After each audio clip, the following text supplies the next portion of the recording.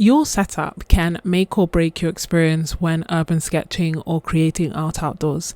I've been trying out a few different setups, and in this video I want to share the ones that I use most often so that you can pick your favorites. Ultimately, there are so many ways to do this, and it's really just a question of finding what works best for you.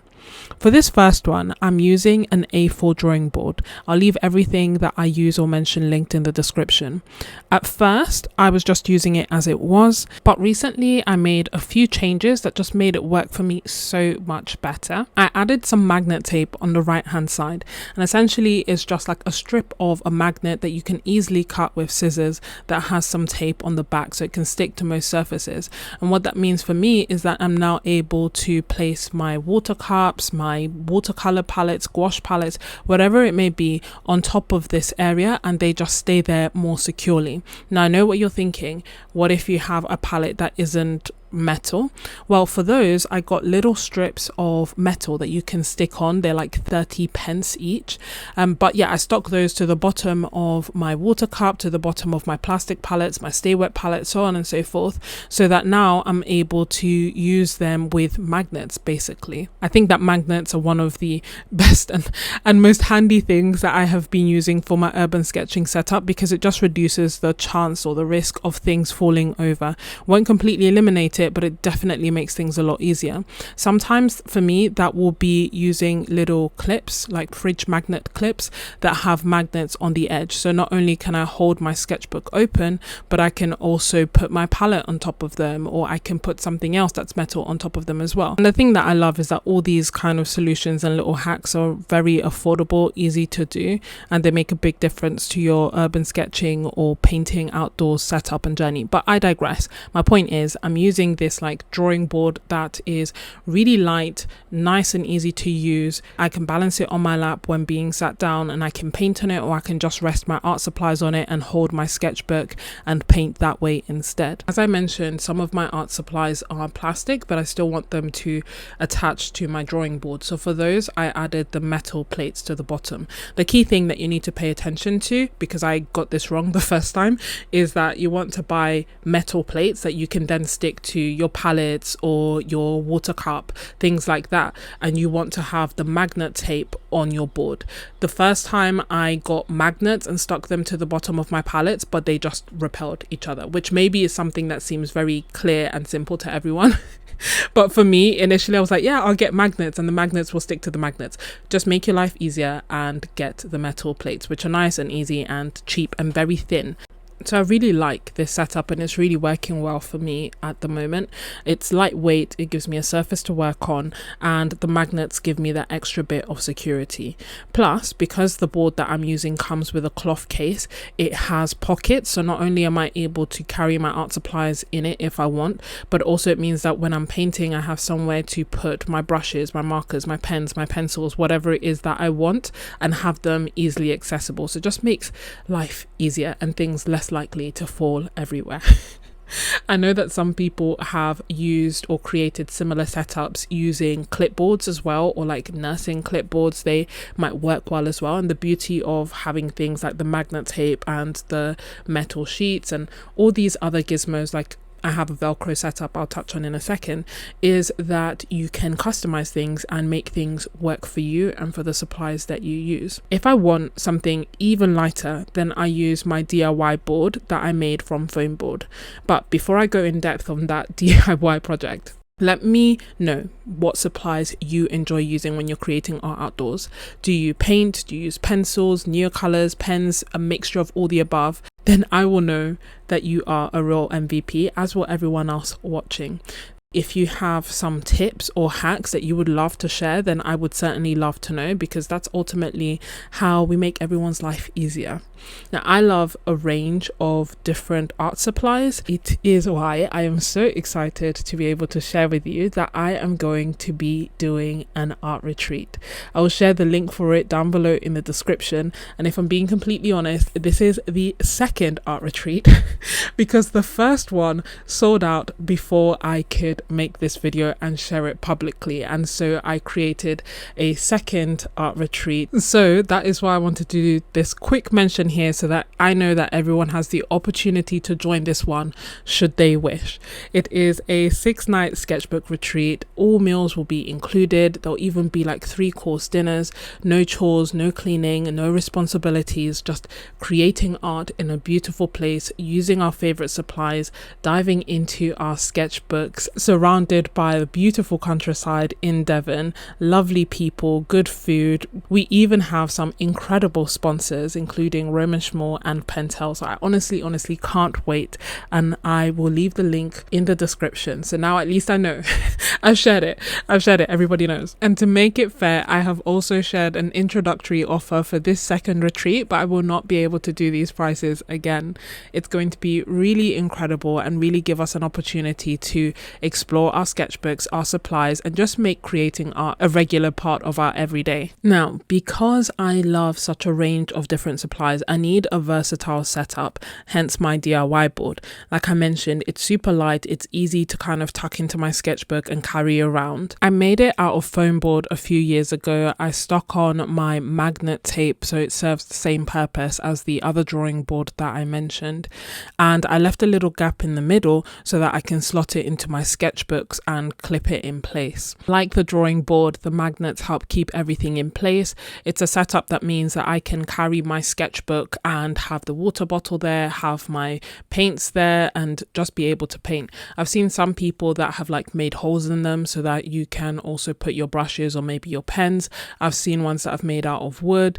The Stablo board is a similar design. There's Just Go Sketching, which is a similar design. So there are definitely different ways that you can customize them and make them your own, but they are also very easy and simple to make as a makeshift thing if you want. They're not fragile. Like I said, I've had mine for years. That being said, if you make it out of foam board, it's not going to be as robust as the ones that are made out of wood, because if you fold them, they stay bent. But mine has been serving me well for a few years without complaints. I get questions about my water cup all the time. So I'm glad to kind of be able to share it and make it easier for you. I use a collapsible camping water bottle. The reason that I use this is that it can fold down all the way flat if I want it, so it can save space. But that being said, I can vary the size of it, make it like a little bit bigger, and it doubles as both a water container where I'm carrying the water and going around, but also as my water cup because it has a wide opening.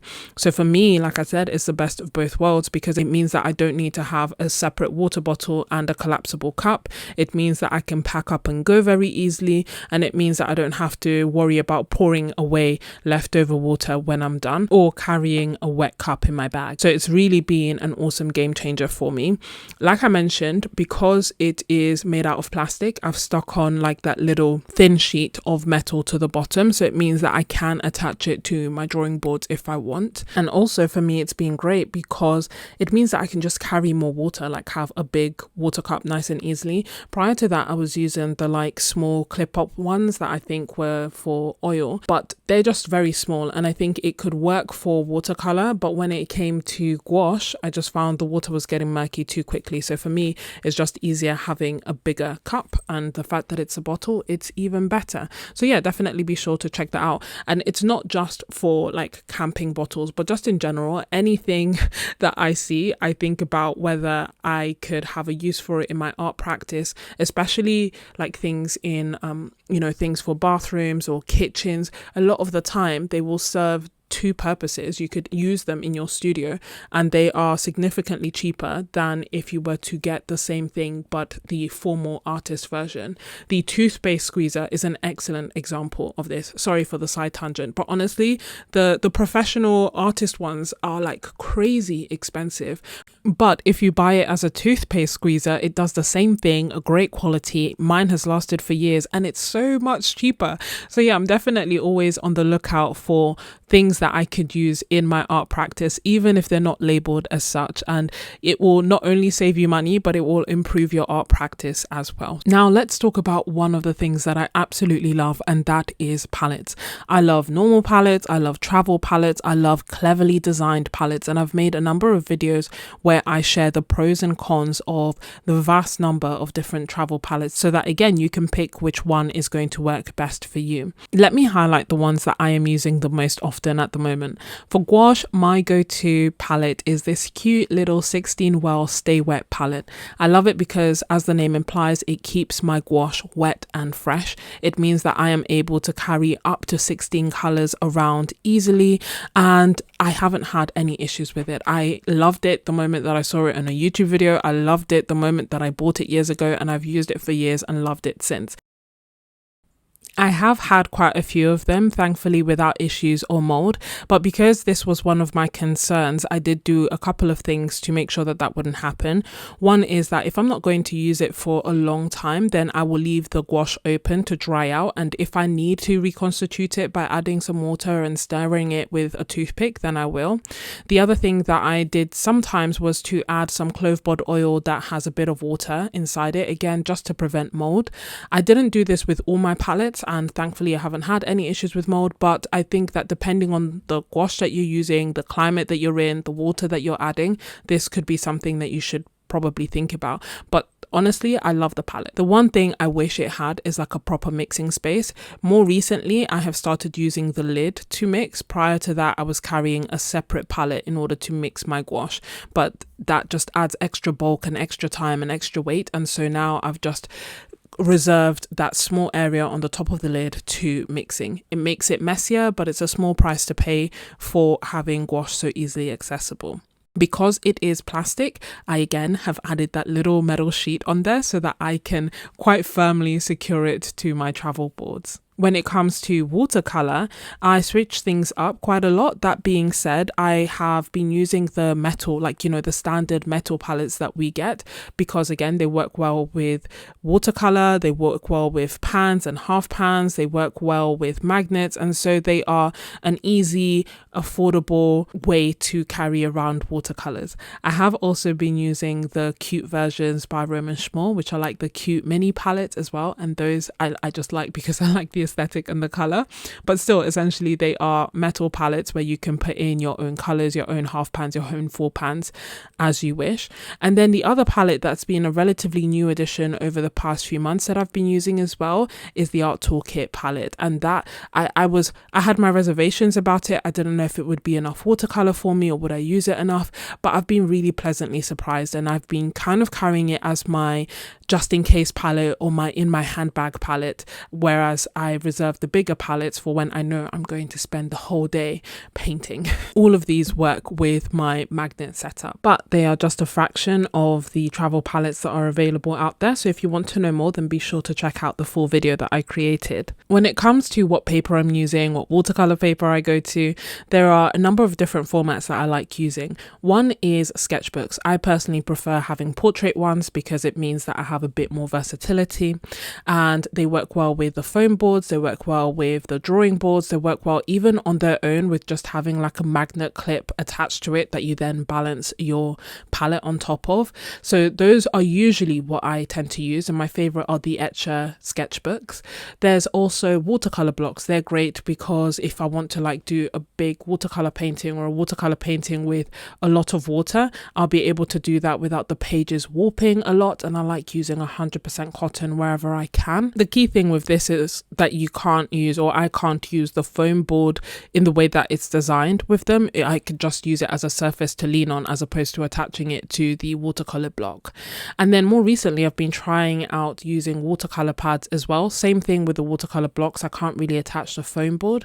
And also accordion sketchbooks, which have been a lot of fun to create art with, a lot more fun than I thought they would be if I'm being completely honest. And same thing, they work great on the drawing boards, but I can't attach the foam board to them, but still a lot of fun to use. They just require a different approach, and that is either using the drawing board or using my Etch a Slate Mini.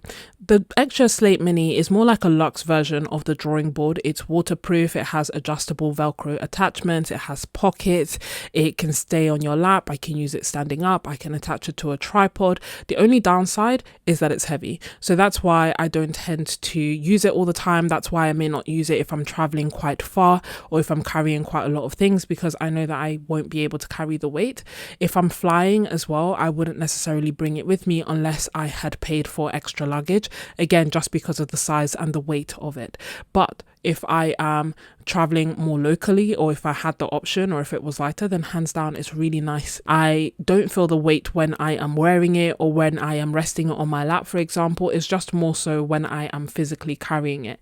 It's also great for carrying some supplies, but it won't carry a lot of bulky supplies, like my water bottle, for example, wouldn't fit inside it. To customize the Etch a Slate Mini, I did also buy some stick-on Velcro and attached magnets to those so that I could essentially have magnets incorporated inside my Etch a Slate Mini as well, and that has truly changed the game for me. So it's just so fun thinking about all these little creative changes that you can make to make life easier. I am an Etcher ambassador, so if you use the code and the link in the description, then you'll get an extra 10% off. The next thing that I bought that has been one of the best purchases for my painting outside journey this year has been my foldable chair. It has been a true MVP. It's affordable, it's comfortable, and it's just allowed me to paint for so much longer than I was able to before. So that has been absolutely incredible. Zero regrets about buying it, and I will leave it linked in the description. That said, all these things play a bigger role when I know that I'm going to be painting or drawing for a long period of time. I also usually try to find a bench or a table or chairs to just make my life easier, or sometimes I'll just have a sketchbook, a pencil case and a magnetic clip, and that will serve me well. I change my setups depending on my needs, so it's not that any of them are perfect, but they're all pretty good. I recently went to an urban sketching symposium in Poznan and I had such an incredible time. I made a video sharing the experience because there were so many artists and so many clever solutions for painting outdoors, and the more I paint with others, the more creative setups I discover and I want to try, and the easier painting outside becomes for me. In this next video, I answer all the questions that I had at the beginning, and I also share some more of my urban sketching painting outdoors adventures. Thanks for watching. Goodbye and God bless.